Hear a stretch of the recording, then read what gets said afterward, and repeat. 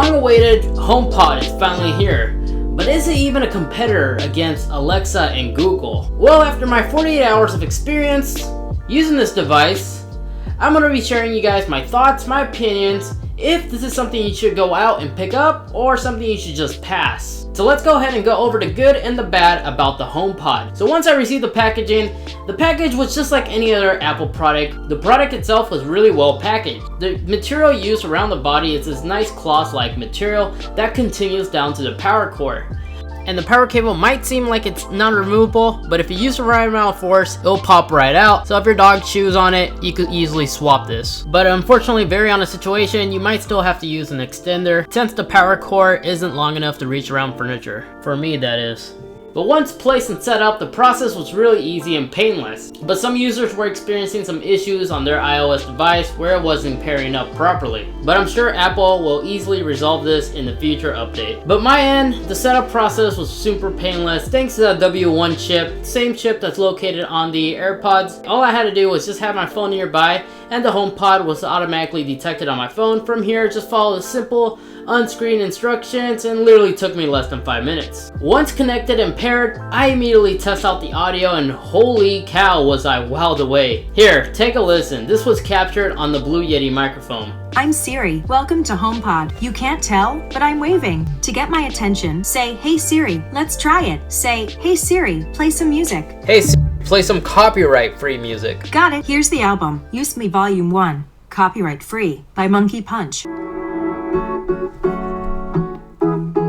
So, hopefully it's true. This really is copyright free.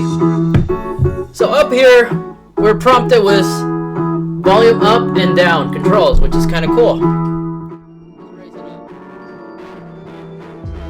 So although the video will be getting compressed, you should still be able to get a good idea how they sound like. So although the audio sounds really impressive for this small thing, is it better than the Sonos? Well, that's for an entire different video. But I did spend a good amount of time on experimenting on finding out at what angle of the bedroom would the sound really good.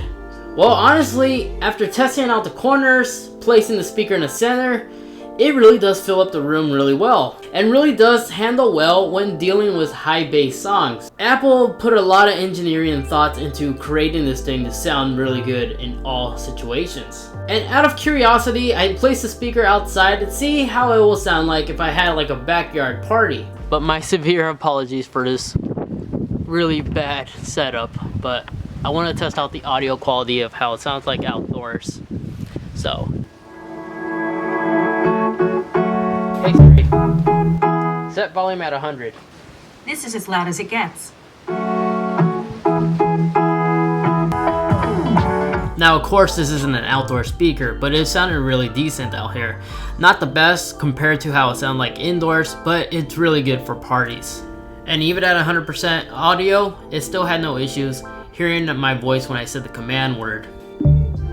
So here are some bads about the HomePods. There's no Bluetooth support, which means unless you're using an iOS device that has AirPlay, there's no other way to connect other devices to this thing. Especially since there's literally no aux port in the back. Nor is there a USB port on the back of this device if you want to place this on top of a nightstand. Which this kind of brought up an idea. Since the top part is nice and flat, although it has some lovely LEDs, it would have been cool if the engineers of Apple, take note, put a wireless charger on top of here for you can just place your phone up there. This way it can still charge your phone if you want to use a nightstand. Hopefully an Apple engineer can possibly innovate this for the next generation HomePod. So who knows, maybe they'll listen. But up here you'll find all the basic controls. If you hold the center, that will activate Siri. Also, you'll find the volume controls alongside the center, volume up and down, but unfortunately there's no way to tell what percentage is at unless you ask Siri or have your device on you. It just doesn't show any indications like what we've seen with other voice assist products. There's also no manual mute switch on the back or on top of this device. In order to mute this, let's say you're watching a YouTube video about Home Assist and they're mentioning the keyword multiple times. The only way to mute this is you gotta get your device out, you gotta launch the Home app, 3D press on the HomePod. From here you click on details and then you remove listen to Siri. Also, another thing that needs to be mentioned about this HomePod, there is no voice recognition. And Apple does this on the iPhone, and I was really surprised it wasn't on the HomePod. Which means anybody in the household who's nearby this thing could easily request to read your messages or send out a message. As I say right now, there's no support for making phone calls off this device, so you're safe on that. So unless you're the only person in your household, or you really trust your significant other, I would probably go ahead and go back in the settings, hit the top left corner, and switch off personal request turn off. Now this next one isn't really a deal breaker, but let's say you have kids and like previous Home Assist, you like to play games. Unfortunately, hey Siri, let's play rock, paper, scissors. Don't forget Lizard and Spock. She doesn't play mini games like Alexa and Google does. So currently the HomePod doesn't play mini games, but in the near future I can see Apple rolling out some updates to later on integrate this. So for my daily usage, from my experience, this thing is definitely for households that are in the Apple ecosystem, especially since you have to have an OS device in order to set this thing up. And also there's no support for Spotify or any other music streaming service. So if you own the HomePod, Apple is strictly forcing us to use Apple Music or purchase more songs on iTunes in order for us to use the voice assist commands without needing to carry our device. But you can still stream any audio from your iOS device, but you're gonna have to use AirPlay.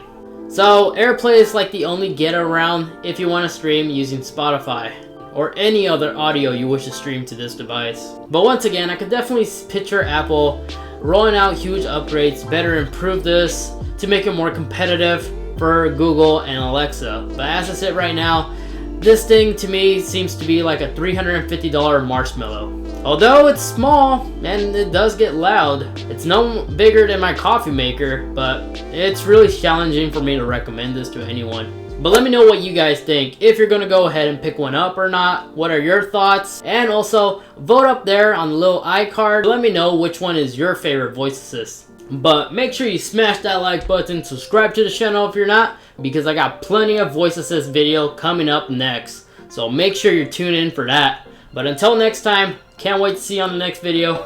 Peace.